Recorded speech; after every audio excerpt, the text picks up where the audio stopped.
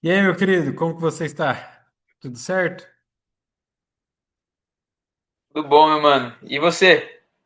Tudo certo. Aqui iniciando um novo projeto, né? De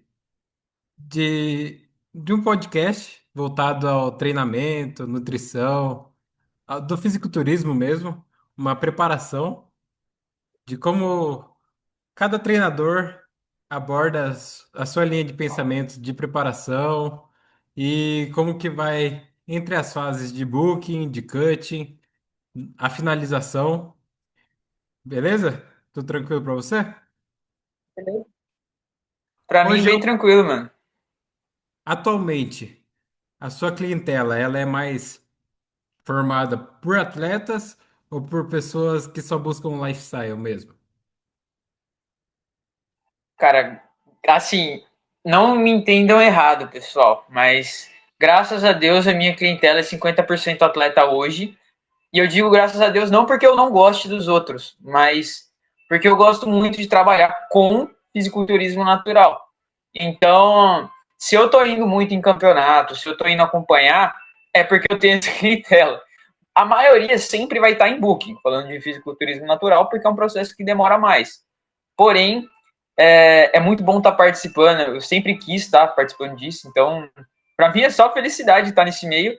E graças a Deus, como eu falei, tem 50% hoje que é fisiculturista natural, que é atleta, ou que está almejando entrar nesse meio. Então, realmente é o que eu tenho hoje e estou muito feliz com isso. E para quem não sabe, você também é dono de umas maiores páginas voltadas ao fisiculturismo natural no Instagram, né? Ah, eu gosto de me referir a mim assim como o craque Neto chama ele, que é um grande Zé Ruela. Porque, cara, eu faço isso realmente porque eu acompanho há muito tempo o fisiculturismo. E sou um cara chato, eu gosto de pesquisar a história das coisas, de ver como cada coisa cresceu, o que precisou para aquilo crescer.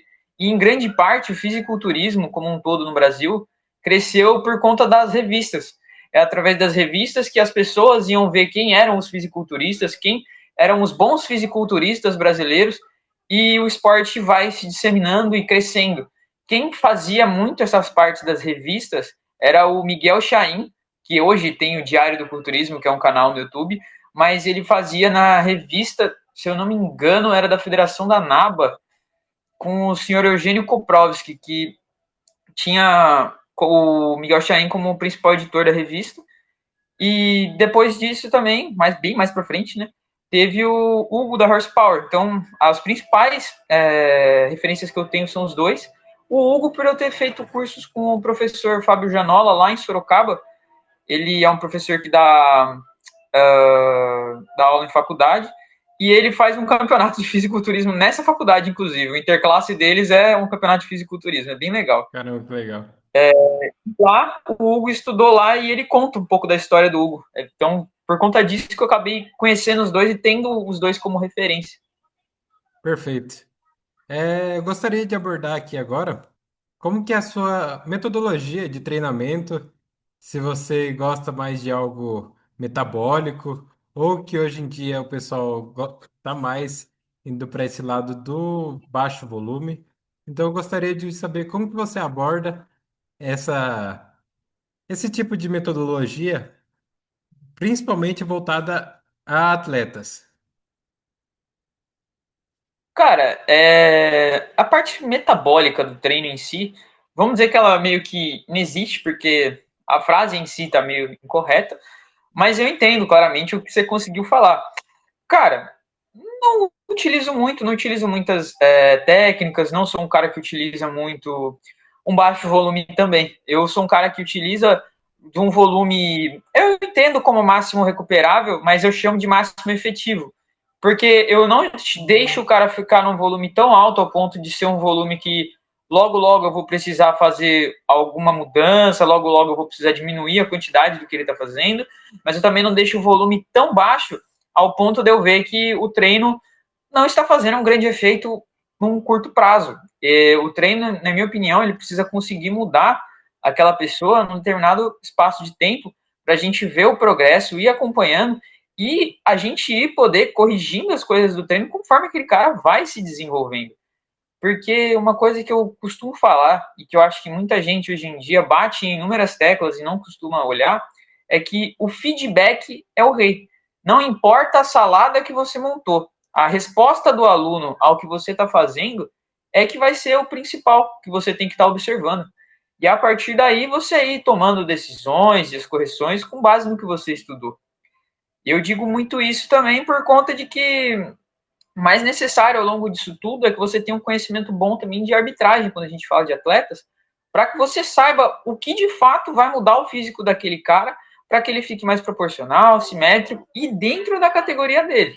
Porque em cada uma das categorias vão ter objetivos diferentes e uma referência de físico ao qual ela é mais almejada. Principalmente quando a gente fala de categorias femininas, porque ali o peso disso vai ser muito maior. E o principal dentro da periodização é isso. Não é muito de comprar um time ou algo do tipo. E Perfe- agora eu vou passar um pouco em cima de você, não vou deixar você falar, mas eu preciso falar um pouco desse menino aqui, que para quem não conhece o Gabriel, ele é um menino que já competiu 2 vezes. Eu acompanhei ele, tive o prazer de acompanhar nos 2 campeonatos, eu estava lá assistindo ele. Ele teve um desempenho muito bom nos 2 campeonatos. No segundo ele conseguiu 2 top 1, não foi? Foi? Foi o primeiro, acho. E no, E no primeiro campeonato dele, ele pegou um line-up muito pedreira, mas pedreira mesmo. Ele competiu junto com um aluno que não é meu, que é do Matheus, mas eu estava acompanhando ele nas poses, que era o Giacomo. Competiu junto com um atleta que já tinha sido overall fã. Você, inclusive, ficou na frente dele, que foi o Pedro Lanaro. E, cara, tu tava muito bem nos 2 campeonatos. Então, esse é um menino que tá aqui vindo conversar. É um menino que já tem uma experiência de treino de algum tempo, já competiu, já se provou dentro do fisiculturismo natural, conseguiu seus títulos. E eu tenho muita fé em você, menino. Porque sua linha é Obrigado. muito boa. Eu achava que você só era bodybuilder, mas você também cabe muito como um classic. Eu vejo um grande futuro em você e quero que você continue natural aí por um longo Obrigado, período de obrigado. tempo para você conquistar mais coisas, viu? Com toda certeza, vamos buscar o Pro aí. Inclusive, abordando esse tópico de treinamento, eu gostaria de saber se você gosta de métodos avançados ou se você busca mais a progressão de carga mesmo, voltado à anotação de carga, Cara, ou você não vê muito essa necessidade de ficar anotando carga, ficar levando um caderninho para academia. eu vejo isso, na verdade, é o que diferencia. Porque quando eu falo de tudo isso que eu falei para trás, sobre um volume que de fato está sendo efetivo, que vai fazer aquele cara evoluir, mas não vai ser um volume que está causando muito dano, isso tem que estar sendo sempre medido pela sobrecarga ao longo do tempo.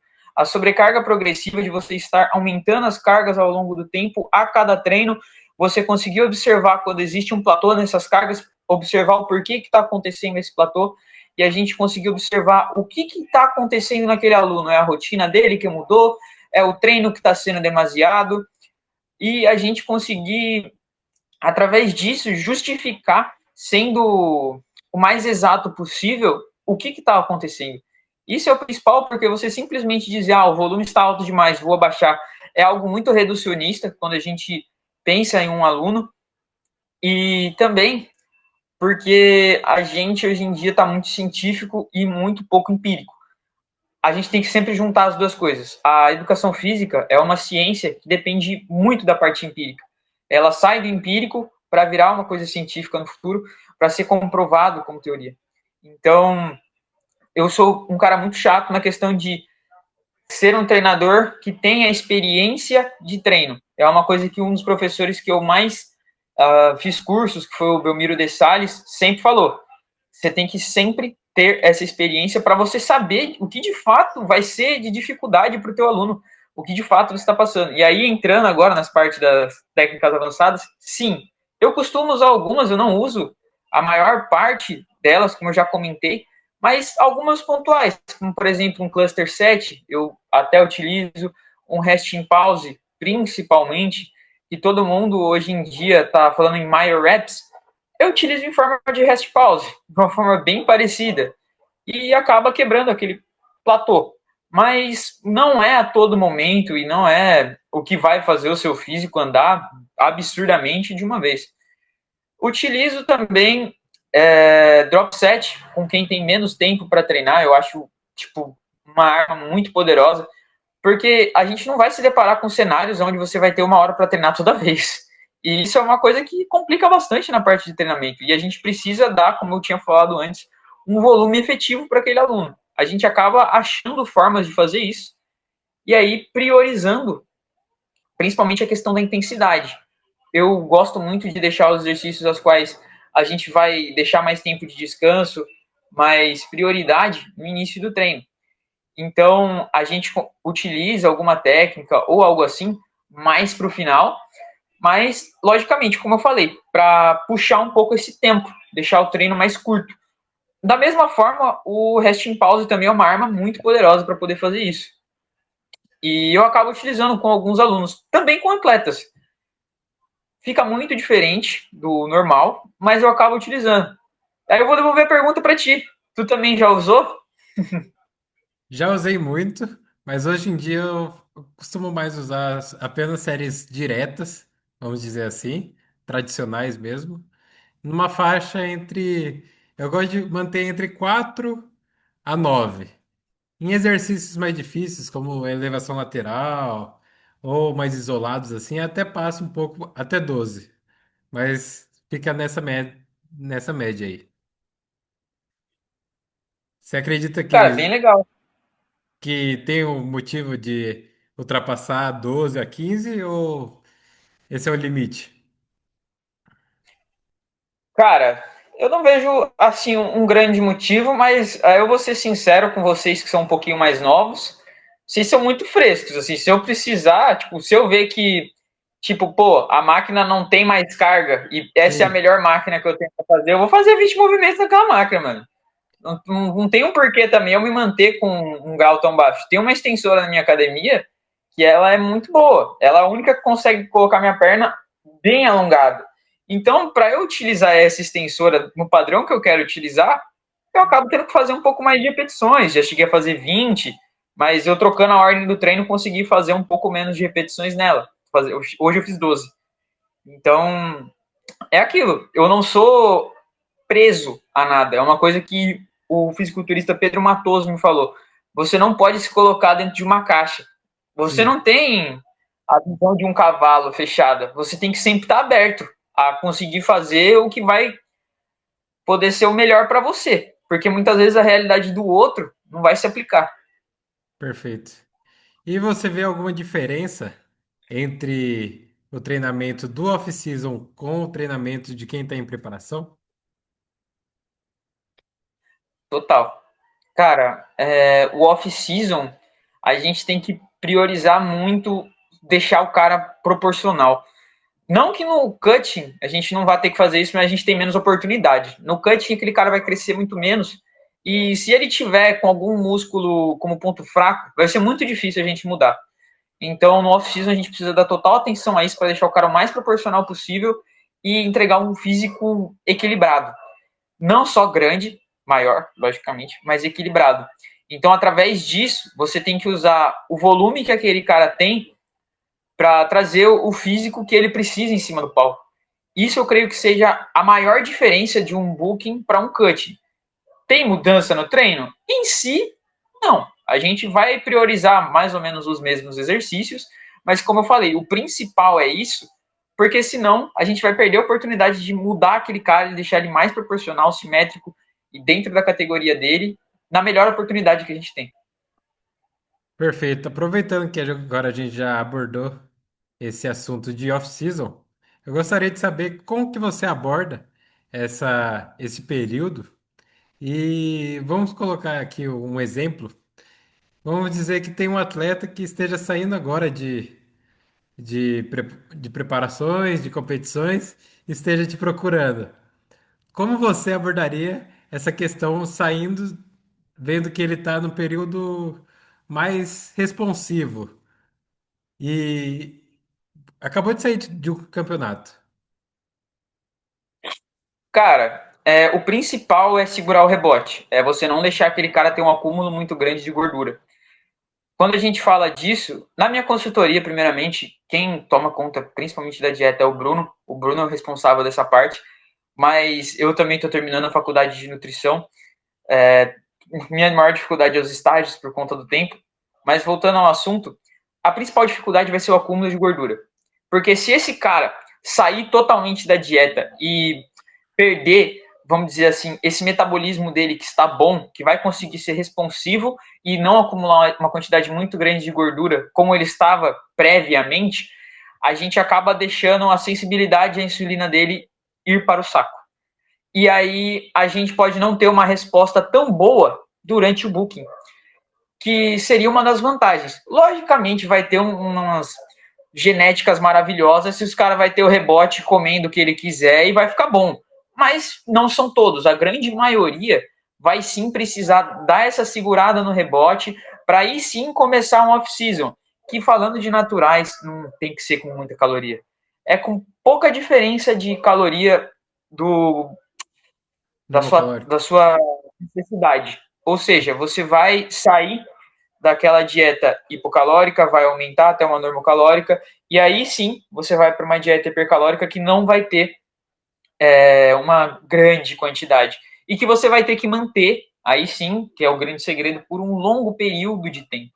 Você tem que planejar pensando em pelo menos 6 meses na minha cabeça. Assim, qualquer coisa muito menor do que isso não vai refletir uma grande diferença no seu físico, a não ser que você seja muito iniciante.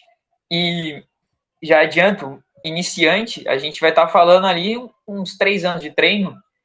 Eu digo que você é iniciante. Lembrando que no natural você vai estar competindo com caras tipo o Ricardo Santos, que Sim. tem 32 anos de treino.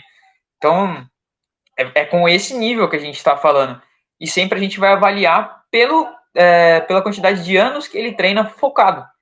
Sendo assim, o principal é o tempo que você vai ter para você ir aumentando essas calorias, não demais, mas e a partir do momento que você aumenta e vê que seu percentual de gordura aumentou, você tem que fazer um processo para você dar uma sensibilidade maior à insulina, ou seja, um mini cutting. Ou fazer um ciclo de carboidratos ao longo do tempo para tentar fazer esse processo demorar mais um pouco. Mas, da mesma forma, acaba demorando mais, mas volta e meia você vai precisar do famoso mini cut. Ou de um cut em si, que é o que muita Sim. gente faz. Acaba fazendo um cut uns 3 meses só para ficar com um percentual mais baixo, depois volta ao processo de bulking de novo com um ciclo de carboidratos. E assim, essa pessoa vai construindo um bom metabolismo, que é também um dos principais fatores. Porque a partir do momento que você está trabalhando com um metabolismo bom, você consegue não ter um grande percentual de gordura. Eu gostaria de saber como que você falou que não é você quem cuida dessa parte de nutrição, mas você deve ter uma visão também. Como que seriam os macronutrientes de uma dieta para off-season? Se você gosta de uma proteína mais baixa ou uma proteína mais alta? E primeiro falando só da proteína. Cara, eu tive uma experiência muito diferente, assim. A Mariana, minha mulher, né? Ela tem um rim menor que o outro e, no caso, se juntar os dois, não daria um rim em funcionamento perfeito. Então, nessa questão da proteína, todo mundo fala que tem que ter uma quantidade muito alta. Porém, com a experiência que eu tive com ela, eu mudei totalmente meu pensamento. Eu vi que dá para você equilibrar sim uma dieta com uma quantidade menor de proteína. Ela usa 0,8, ela não usa muito. Na verdade, Caramba. aumentou um pouquinho agora, porque eu vi que dava, mas sempre tem que ser muito controlado para que os exames dela deem bom, porque o rim dela não pode ser forçado em nada. Ela não é uma pessoa comum como todos os outros. Então, apesar de eu ter uma recomendação para mim mesmo de 1,6 até 2,2, que é o que eu li, que pode ser o melhor para uma média populacional, eu entendo que é possível sim produzir um bom resultado com menos que isso. Assim como vai ser possível produzir com mais do que isso. E isso tem que ser medido de acordo com feedbacks. Porque o feedback que cada aluno te dá é um norte se ele vai estar comendo muita proteína e está com uma dificuldade de digestão, é um norte se de repente ele tá com o ácido úrico um pouco mais alto, perdão, ácido úrico não, esqueci o ácido em si. mas se ele está com mais ácido, a urina mais ácida, e a partir daí a gente poder ver o que a gente vai ter que alterar, falando nessa parte de proteína, para poder diminuir a quantidade de proteína e ser mais efetivo. O principal ponto é o carboidrato, na minha opinião, porque a quantidade de carboidrato é o que vai fazer o seu treino render mais. E a partir daí que a gente tem aquela famosa discussão dos nutris que preferem uma dieta zero carbo, que gostam de outros tipos de dieta, vamos dizer assim, como por exemplo agora tem dieta carnívora, mas para mim o principal vai ser o carboidrato pelo rendimento no treino. Claro, pode-se fazer dieta de uma outra forma, mas na minha experiência, até por conta do que eu falei, e também por conta dos artigos, como eu citei a quantidade de proteína, mas tudo tem que ser visto de acordo com cada um. E eu me considero um cara muito especial, porque assim, todo mundo que é X-Men, eu digo que eu tenho os mutantes comigo. Se tem um cara que vai ter uma coisa específica que vai mudar toda a recomendação dos estudos, vai cair na minha mão, vai vir para mim, a gente vai ter que estudar tudo que vai ser de diferente para poder fazer o melhor. E sendo assim, o Bruno também tem uma missão bem difícil, mas é assim que a gente vai acabando se acostumando, vendo como a gente consegue produzir o melhor resultado, sem ser algo danoso à saúde daquele ser que está com a gente. Porque isso é o principal. A gente tem que conseguir construir um bom resultado sem ter um dano gigante à saúde. Que acho que o fisiculturismo natural em si vem nessa corrente. É em produzir um resultado que seja extraordinário, como a gente tem diversos exemplos, como o Thiago Bernardino, como a Lika na categoria biquíni, como a Ana Makoviec na categoria wellness, e um resultado que tenha saúde, que no final a pessoa ela saia que nem você. Tipo, você competiu há pouco tempo também, você ficou Perfeito. muito seco, se depletou, mas você agora já está bem, você já conseguiu se recuperar, e como você mesmo falou, você quer deixar os seus hormônios subirem, você ficar com um padrão mais saudável, para daqui a um tempo você competir de novo e competir com um físico novo, renovado. E é isso. Perfeito. E pensando nessa fase aí que a gente pensa em macronutrientes, muitas pessoas aumentam o consumo de gordura, pensando nesse aporte hormonal que teoricamente a gordura produzirá. Como que você enxerga essa visão e qual seria o seu recomendado com a ingestão de gordura? Cara, gordura é 0,5 a 0,8 grama quilo corporal e, em alguns casos pode chegar a 1, né, dependendo da quantidade de caloria que aquele ser tem que comer.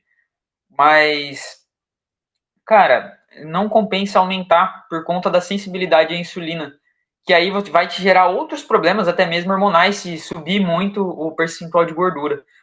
Aí a gente, claro, tem que fazer um balanço ali dentro das calorias totais que aquele ser está comendo, mas, como eu falei, a grande chance é que tudo isso seja um tiro no pé. Até porque as gorduras também têm uma certa dificuldade de serem digeridas e a chance de você ficar ali um bom tempo sentado ali, simplesmente digerindo, é bem grande. Então, Aham. tudo tem que ser medido da melhor forma possível e aumentar em uma dieta que a gente está considerando claramente que você vai consumir todos os nutrientes, carboidrato, proteína, gordura, não vale a pena um aumento tão grande do consumo de gordura simplesmente para que você produza mais hormônios, porque com certeza você vai aumentar muito o seu aporte calórico, já que elas têm 9 calorias por grama. Então, aumentando muito esse aporte calórico, o resultado de tudo isso, com toda certeza, vai ser o aumento de gordura, e a partir daí pode ter o aumento de estradiol, enfim. E como você citou que durante essa fase de off-season você talvez precise fazer um cut ou um mini cut para voltar essa melhora da sensibilidade à insulina, eu gostaria de saber qual que é o nível de gordura tolerável, na sua opinião. Não falando de porcentagem, mas se você quiser se referir, também é um bom parâmetro. Cara, eu vou ter que falar em porcentagem e também citar que algumas pessoas acumulam muito mais gordura em alguns pontos. e que inclusive esses pontos podem até trocar ao longo da vida da pessoa. Por exemplo, eu no momento eu tô acumulando muita gordura no abdômen, porém as minhas pernas ainda seguem cortadas. Mas o ponto principal que eu tenho acumulado mais gordura é na parte baixa das costas. Então, a gente tem que sempre olhar para esses pontos, o quanto eles estão com gordura e o quanto os outros pontos não estão com gordura, para a gente poder avaliar. Mas eu creio que um total de 16%, quando você vê que a pessoa está passando muito de 16%, a gente já tem que ver um mini cutting para ver qual vai ser as melhores alternativas. E o principal também para a gente evitar isso ao longo do tempo, né? Falando não só do ciclo de carboidratos dentro da dieta, mas cardio. Cardio sempre, o cardio não pode faltar. Porque cardio também faz parte da sua saúde, ele vai te ajudar muito. E falando nessa parte, é o que vai te dar longevidade nesse booking, para que você não engorde muito rápido. É o que vai garantir também que você consegue colocar uma refeição livre ali na semana, que a gente também tem que viver. Não dá para Uhum. ficar só, só no arroz com frango o ano inteiro. E é isso. E aproveitando, seria o próximo tópico que eu ia abordar aqui. Nessa fase, quanto de cardio você costuma passar para os seus alunos, seja por semana ou por dia? Qual que é a sua recomendação? Varia bastante, mas eu costumo diminuir para uma quantidade de uns 20 minutos dia, mas eu não gosto que se eu passo um cardio muito curto, logicamente eu vou aumentar a intensidade dele. Então, por exemplo, 20 minutos dia, 10 minutos desses 20 vão ser uma intensidade um pouco mais alta, de 8 a 10 km. E se eu vou colocar um cardio mais longo, eu diminuo um pouco a intensidade, mas vou passar um cardio mais longo. E aí eu, logicamente, prefiro um cardio mais curto durante um período de booking e um cardio um pouco mais longo durante o período de cutting. Isso pode alterar de acordo com o metabolismo de cada um, porque tem gente que realmente tem um metabolismo muito bom, muito acelerado, e às vezes não dá para colocar uma quantidade muito grande de cardio. Então a pessoa segue fazendo os 20 ou aumenta só para 30 e a gente vai fazendo esse controle de acordo com a resposta. Mas no principal, é mais ou menos o que eu falei. Começa com 20 no booking e no cantinho a gente pode estender até uma hora, ou, dependendo do tamanho da loucura que o atleta está disposto a fazer, aumentar até duas. Mais que duas, Aham. desculpa. Vamos ver outra data aí. É, esse aí tá com tempo para fazer. Você, Vamos falar agora de partindo do ponto que se encerrou essa parte de off-season e ele está pensando numa preparação. Vocês já pulam direto para um corte de calorias muito grande ou vocês vão diminuindo aos poucos, fazer uma pré-preparação ali? Como que você aborda essa situação? não tem nenhuma comprovação científica que eu vou falar aqui agora, mas eu curto bastante fazer um período de consolidação. Deixar a dieta pelo menos ali no basal, perdão, não no basal, no deixar uma dieta normocalórica para a gente conseguir seguir a partir daí, deixando ele ter um bom rendimento. Esse percentual de gordura fatalmente vai diminuir, ele vai ter uma perda de peso inicial de qualquer forma, para depois a gente ir abaixando aos poucos e a gente sim conseguir um ritmo de diminuindo essa gordura. Mas claro, tudo vai depender do quanto tempo aquele atleta tem até a competição que ele quer. Porque muitas vezes o atleta fala uma bizarrice dessa faltando 2 meses, faltando um mês. E dependendo do percentual de gordura inicial dele, não é possível fazer nem próximo do que a gente quer. Sim. Mas a ideia é que faça pelo menos um mesinho de consolidação para a gente não perder essa massa muscular que ele adquiriu tão recentemente. E na sua visão, quanto tempo seria ideal para essa pré-preparação aí? Um mês no máximo. Um mês? Perfeito. Então, meu querido, gostaria de saber quanto tempo de preparação você gosta de abordar com os seus alunos e se, e claro, falando no que você gostaria de abordar e não de como alguns atletas gostam de surpreender o treinador. Sempre vi algumas surpresas, mas No tempo que eu gostaria sempre um tempo um pouco maior, de 3 a 6 meses. Porque com 3 meses já é possível fazer um cutting e dar um nível de definição digno de um campeonato para alguém. Mas lógico, a gente vai ter que analisar o caso a caso e alguns casos vão precisar de mais tempo, mais semanas para conseguir secar. Também não é muito interessante que a gente aperte esse ser demais ao ponto de que ele perca muita massa muscular. Então a gente tem que tirar essa medida para conseguir extrair o máximo dele e manter o máximo de massa muscular. É muito por conta disso. E claro, dependendo da pessoa, ela vai condicionar mais rápido ou mais devagar. Mas o resultado final depende muito da quantidade de tempo, porque no natural o que a gente tem é o esforço do aluno. Então a gente pode acabar condenando um pouco da eficiência dele no treino, se a gente abaixar demais as calorias, a gente pode acabar condenando a massa muscular dele, mesmo que o rendimento do treino tenha se mantido. Então tem muitas variáveis que podem acontecer e que são evitadas simplesmente adicionando tempo.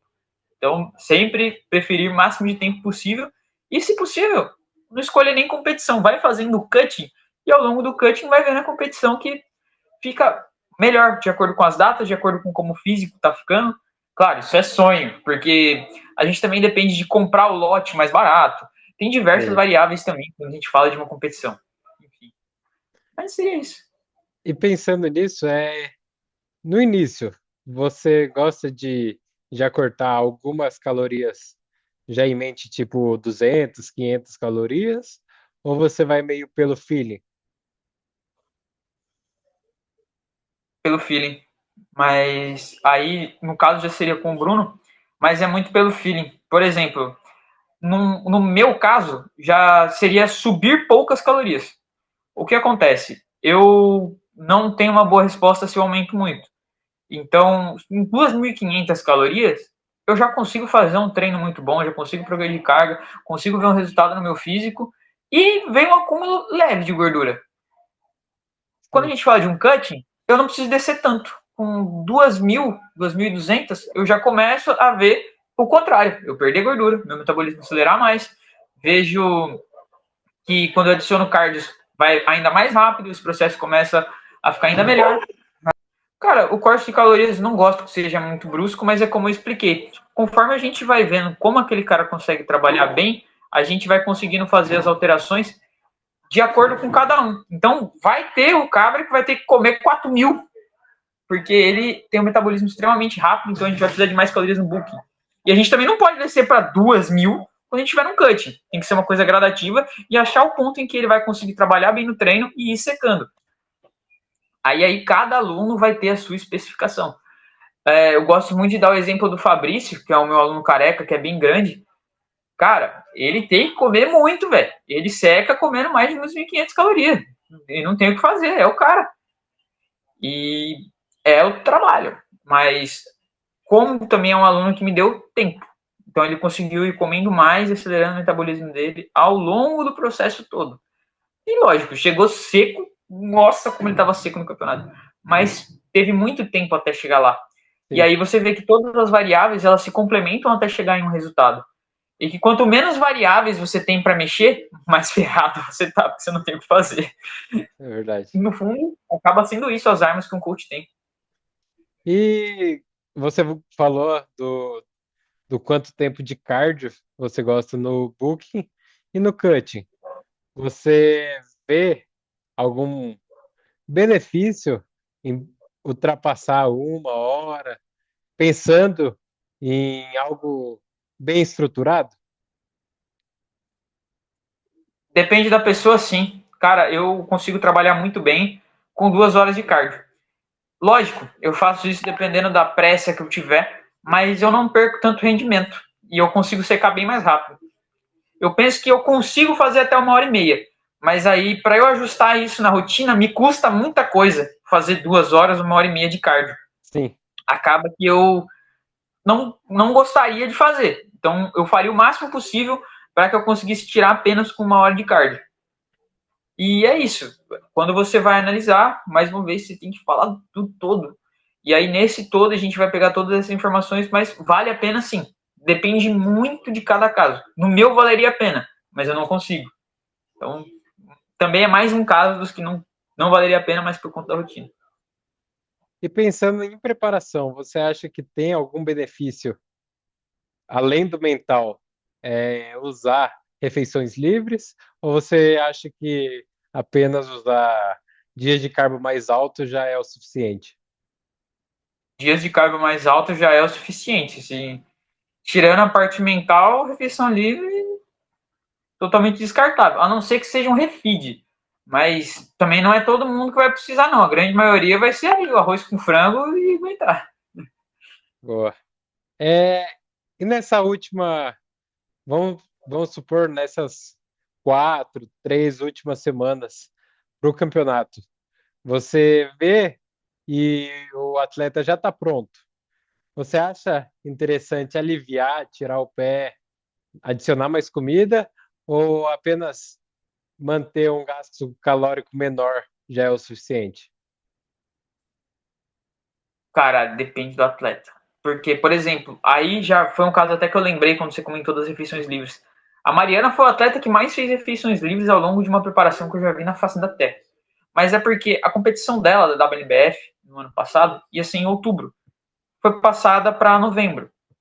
E ela estava muito próxima do físico que a gente queria em outubro. Então, eu tive que dar algumas refeições livres para ela até a data do campeonato. Porque ela estava no condicionamento que a gente queria para a categoria Wellness. No caso, ela subiu na Wellness e na Figure, e a gente viu que ela ficava melhor na Figure. Mas a gente queria atingir um grau de condicionamento bom para a Wellness. E ela era uma das mais condicionadas do palco. Não era a mais condicionada, mas estava muito bem em relação ao line-up que ela estava. Então, eu penso que eu não errei em questão do condicionamento que eu entreguei com ela, mas ao mesmo tempo eu penso que sim, porque vai depender muito de como aquela pessoa seca mais rápido ou mais devagar e quanto tempo ela está em cutting também. A Mariana, a gente fez um cutting bem lento ao longo de 6 meses. Uhum. Só que no quinto mês, que era esse mês que a gente achava que ia ser a competição, ela já estava pronta. Então, a gente precisa fazer alguma coisa para ir segurando essa questão. E no caso dela, eu preferi não alterar a dieta e ir liberando refeições livres conforme ela estivesse extremamente murcha ou visse que está saindo um pouco fora do padrão. Deu muito certo, assim, manteve o percentual de gordura e a gente conseguiu entregar um físico muito bom. Então isso varia de atleta para atleta. Se fosse um atleta que não tem um metabolismo assim tão acelerado, que acumula um pouco mais de porcentagem de gordura, talvez eu tivesse aumentado um pouco as calorias para tentar segurar mais. Mas da mesma forma, poderia ter que ser alterado depois por conta de não segurar, por conta de não ter sido tão eficiente. Tem que se testar o caso a caso, porque o que não pode acontecer de forma nenhuma é você perder o físico daquele cara que já está do jeito que você precisa. Perfeito. É, não sei se é você que faz essa parte ou se é o, o seu colega aí de consultoria, mas eu gostaria de saber da abordagem de finalização. Se você gosta de manter o padrão assim de fazer a hiperidratação nos primeiros 4 dias e depois ir abaixando a água, ou se você prefere não desidratar o atleta, ou, ou se depende do nível de condição, como que você aborda? Eu vou, mais uma vez, eu acho que eu já devo ter falado isso 1 milhão de vezes aqui dentro, depende, mas na maior parte dos casos, desidratar, para conseguir entregar uma melhor definição em cima do palco. Pouquíssimos casos eu vou falar, tipo, não vamos desidratar. E no mais, esse atleta vai precisar desidratar exatamente como você falou, buscar aumentar bastante para fazer uma hiperidratação, depois diminuindo até a data da competição, para que ele consiga estar desidratado lá e a gente fazer um aporte de sódio e carboidratos no dia da competição. Eu não gosto muito de dar refeições livres no dia anterior. No caso, eu e Bruno a gente trabalha junto, mas no dia do campeonato, infelizmente, só está eu lá, grande parte das vezes. Às vezes está eu e o Bruno, e aí eu consigo me comunicar com ele. Mas se só tiver eu, a gente aconselha o atleta a levar um determinado monte de comida para lá. Bolachas de arroz, Pringles, dentre outras coisas, Gatorade também. E aí a gente vai decidindo como a gente vai utilizar isso antes de subir no palco, ali mesmo, podendo olhar o físico e ver o que vai conseguir fazer para encher, o que ele vai conseguir comer e o quanto vai demorar para ele subir. Essas variáveis são as mais importantes, porque campeonato é feito para atrasar. Eu nunca vi um campeonato que bate, já vi sim, mas é bem raro o campeonato que bate a hora certinho e você sobe. Até Então, agora eu não por mais participei de que nenhum. tenha, é normal, mas no caso, você tem que olhar aquela hora e ver a ordem das categorias. Conforme as categorias estão subindo, você vai jogar uma quantidade maior de carbo ou menor e ir vendo como o físico daquele cara avança. Porque se você jogar de acordo com algo já pré-estabelecido, a chance de dar errado no dia é muito grande, porque você tem muitas variáveis que não dependem só de você. E é com tudo isso que você tem que tomar cuidado. É por conta disso que eu sou extremamente chato. E tem um negocinho que chama recordatório. Recordatório é um livrinho, ou você pode colocar até no bloco de notas, que você vai simplesmente olhar qual a resposta de cada atleta. Você pode olhar a resposta dele no treino, você pode olhar a resposta dele dieta, você pode olhar a resposta dele a quantidade de calorias que você colocou. E no caso da finalização, você pode olhar a resposta que ele teve a determinados tipos de carboidrato, a determinados tipos de superidratação e desidratação, porque às vezes, por mais que você coloque uma quantidade de água que está ok para o peso dele, pode ser de mais, pode ser de menos. E no caso pode afetar quando o cara for encher, ou ele pode acabar subindo flat. O principal é que a pessoa consiga ver o quanto aquele atleta encheu e se ele de fato vai subir bem. E conseguir, ainda por cima, junto com esse carboidrato que você deu antes de subir no palco, conseguir dar um bom pump. Tudo isso tem que ser feito milimetricamente no tempo. Isso que é o principal quando está ali no backstage. Porque esse tempo que você tem, ele é limitado. E você vai descobrir quanto tempo você tem só lá. É, verdade. E com relação ao sódio, você costuma mexer ou você só fala para o atleta manter consistente do jeito que ele vem fazendo? Não mexe em nada. Não faz diferença alguma, mas a gente tem que também alertar. Porque tem gente que a gente se surpreende com as coisas que a pessoa faz. Com o uso de temperos, com, com o Molho. excesso. Então a gente tem que sempre fazer recomendação de utilizar a quantidade saudável de sódio. Então, se a pessoa estiver usando demais, a gente vai fazer simplesmente a recomendação de use uma quantidade saudável. Às vezes a gente acaba descobrindo isso porque a pessoa não fala. E aí, quando a gente é obrigado a perguntar, a gente descobre algumas coisas. Normal.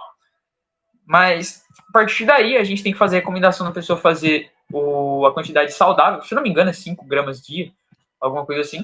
Totais, né? De tudo que você está comendo. Sim.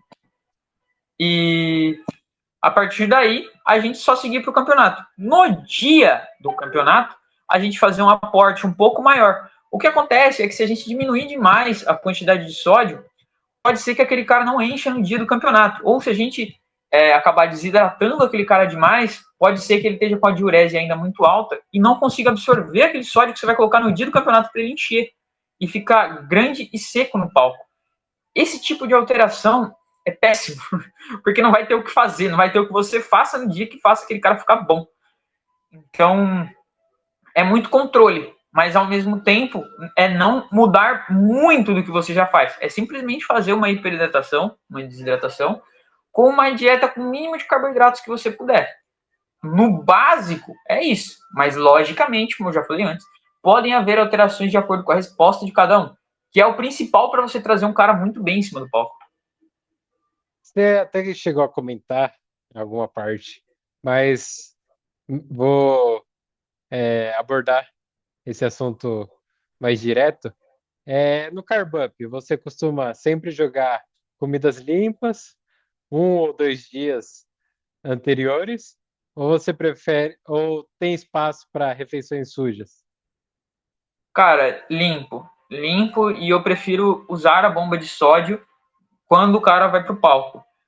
O que acontece é que eu vejo muita gente que acaba subindo, falando dos meus alunos, não falando de ninguém, pelo amor de Deus, que acaba subindo cheio demais e extravasando um pouco de água por conta das refeições que fez antes. Então, esse controle de fazer um carb up um pouco mais limpo acaba conseguindo trazer o cara seco e cheio. E é uma linha muito boa, porque se você extravasa demais, realmente aquele cara extravasa a água, e aí põe todo o trabalho no lixo. É preferível trazer ele um pouquinho para menos, você não enche ele totalmente, do que trazer aquele cara extravasado, porque aí você perde bastante do que você poderia entregar. É, e carb up sempre os 2 dias antes. Quantidade de dias depende do quanto o cara está depletado. E aí eu vou comentar algumas situações que, por exemplo, tem caras que tem que trabalhar e o trabalho deles é braçal durante a finalização. Perfeito. Então aquele cara vai chegar bem mais depletado do que a maioria. Já foi necessário ter 3 dias de carb up. Aham. E eu achei que não encheu, para você ter ideia. Agora, falando em uma pessoa normal, que tem uma rotina normal para poder descansar naquela semana, grande parte das vezes é 1 a 2 dias.